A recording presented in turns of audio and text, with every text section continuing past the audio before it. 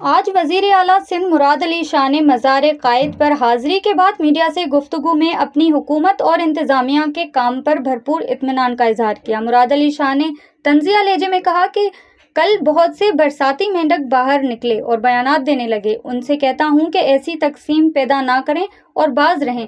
انہوں نے کہا مسائل ضرور ہیں لیکن انتظامیہ متحرک ہے، ہم اپنے کام سے مطمئن ہیں، ہاں کوتاہیاں ضرور ہوتی ہیں مگر افواہیں پھیلانا درست نہیں۔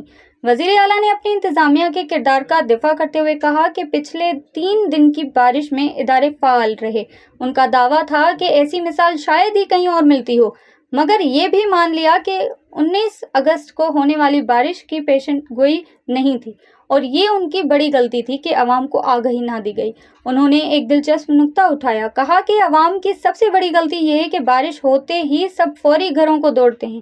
19 اگست کو بھی یہی ہوا، لوگ دفاتر سے نکل پڑے، بارش کے پانی نے سڑکیں بند کر دیں، گاڑیاں پھنس گئیں اور پھر پانی کلیئر ہونے میں 2 سے 2.5 گھنٹے لگ گئے۔